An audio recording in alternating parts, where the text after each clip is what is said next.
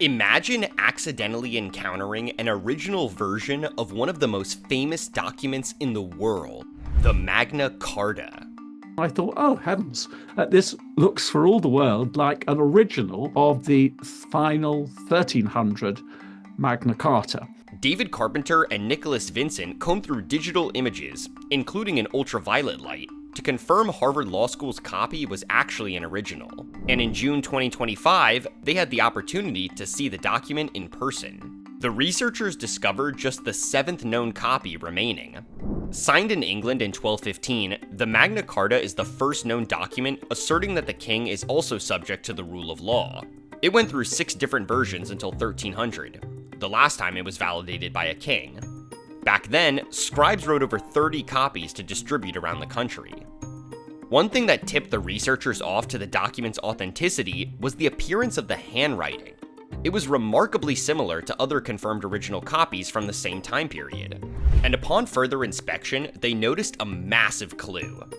At Westminster in the 28th year of Edward's reign, which puts it at the place and time, 1300, where the other known original copies were signed. The whole way the first line is written is very comparable in terms of handwriting to that seen in the other previously known 6 originals, but also the whole size and shape of the charter. The next step was to match it, word for word, against the original copies. But there was an issue. The key problem was that the lettering, the handwriting places was faded. Some of the document's text is so faded that it's not legible to the naked eye. And in order to confirm its authenticity, the researchers needed to be able to see all of the words.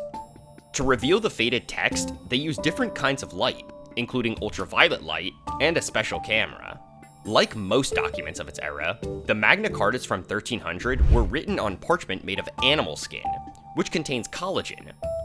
When ultraviolet light hits the parchment, it causes the molecules in the collagen to glow.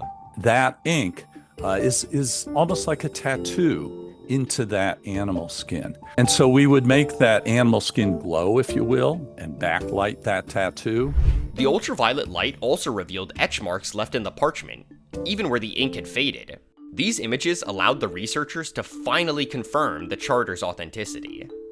But in the end, I mean, it did pass the test with absolutely flying colours, and it matches up pretty well exactly with the other 6 originals. Harvard Law School is one of the great centres of legal studies in the world, and therefore it's very fitting that Harvard Law School should have its own Magna Carta, and I hope it will be inspirational.